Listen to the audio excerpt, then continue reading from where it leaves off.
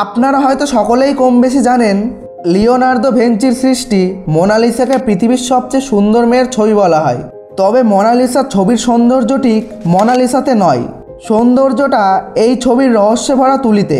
আসুন জেনে নিই এই ছবির কিছু রহস্য। তার আগে আমাদের চ্যানেলে নতুন হলে অবশ্যই চ্যানেলটি সাবস্ক্রাইব করে দিন। চলুন তাহলে দেরি না করে শুরু করা যাক। লিওনার্দো ভিঞ্চির সৃষ্টি মোনালিসাকে পৃথিবীর সবচেয়ে সুন্দরী মেয়ের ছবি বলা হয়, কিন্তু মোনালিসার ছবিতে টর্চ লাইট দিয়ে খুঁজেও সৌন্দর্য খুঁজে পাওয়াটা কঠিন। কিন্তু মোনালিসার ছবির সৌন্দর্য ঠিক মোনালিসাতে নয়, সৌন্দর্যটা এই ছবির রহস্যে। রং তুলিতে এই ছবি আঁকতে গিয়ে ভিঞ্চি জন্ম দিয়ে গেছেন অসংখ্য রহস্যের। 1503 সালে ভিঞ্চি মোনালিসা আঁকা শুরু করেন। 1515 সালে মোনালিসা আঁকার সময় তিনি রহস্যজনকভাবে মৃত্যুবরণ করেন। 12 বছর সময় নিয়ে আঁকা মোনালিসার ছবি সম্পূর্ণ না করেই তিনি মারা যান। অর্থাৎ আমরা মোনালিসার যে ছবিটি এখন দেখি সেটিতে আরও কিছু আঁকার বাকি ছিল। ভিঞ্চি মোনালিসাকে কোনো কাগজ বা কাপড়ে নয়, এঁকেছিলেন পাতলা কাঠের উপর। অবাক করার বিষয় হলো মোনালিসার ছবিটিকে যদি বিভিন্ন অ্যাঙ্গেল থেকে দেখা হয় তবে মোনালিসা তার হাসি পরিবর্তন করে। এ যেন এক রহস্যময়ী মোনালিসা। 1774 সালে সর্বপ্রথম প্যারিসের লুভর মিউজিয়ামে মোনালিসার ছবিটির দেখা মেলে। কিন্তু ছবিটা মিউজিয়ামে কিভাবে এলো কিংবা কে আনলো এমন প্রশ্নের উত্তর মিউজিয়ামের কর্মীরাই জানতো না, কারণ তারা কাউকে ছবিটি নিয়ে আসতে দেখেনি। রহস্যময়ভাবে লুভর মিউজিয়ামে পৌঁছানো এই ছবি 1911 সালে চুরি হয়ে যায়। রাতের আধারে চোরকে দেখে মিউজিয়ামের এক কর্মী পরের দিনই চাকরি ছেড়ে পালিয়ে যায়। পরে সে বলেছিল সে চোরকে দেখেছে। সেই চোর আর কেউ নয়, প্রায় 350 বছর আগে মারা যাওয়া ভিঞ্চি। 10 বছর পর এই ছবিটি আবার ওই মিউজিয়ামে পাওয়া যায়। লুভর মিউজিয়ামের কর্তৃপক্ষ ছবিটি সংরক্ষণের জন্য প্রায় 50 কোটি টাকা খরচ করে। একটি নিরাপদ কক্ষও তৈরি করে। হয়তো আপনি ভাবছেন একটা ছবির জন্য এত টাকা খরচ? এই ছবির বর্তমান মূল্যের তুলনায় 50 কোটি টাকা কিছুই নয়।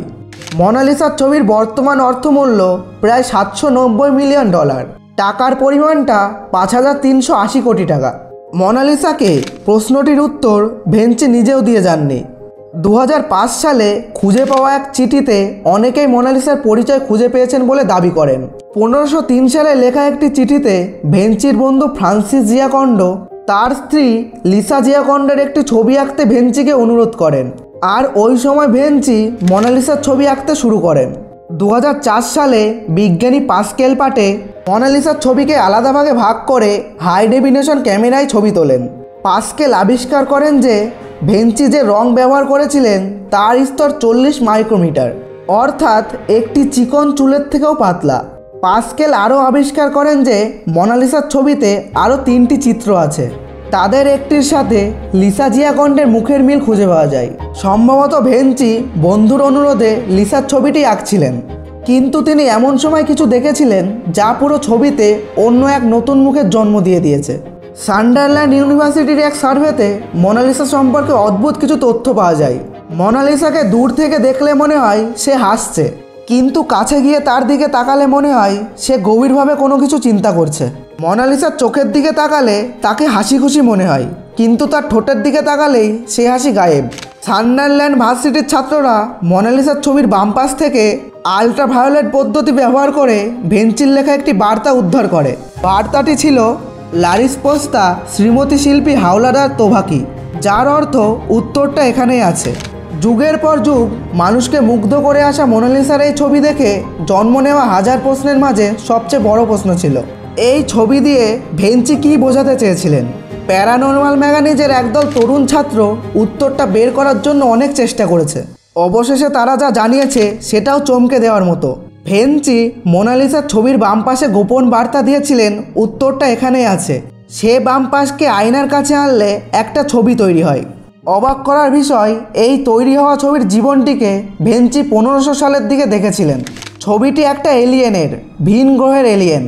এর পরে হয়তো আপনাদের মনে আরও নানান প্রশ্ন জাগবে। আশা করি আজকের ভিডিওটি আপনাদের ভালো লেগেছে।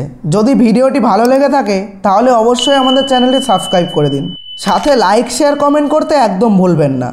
আর কে কোথা থেকে ভিডিওটি দেখলেন অবশ্যই কমেন্ট সেকশনে জানাবেন। সকলকে অনেক অনেক ধন্যবাদ। ভালো থাকুন, সুস্থ থাকুন।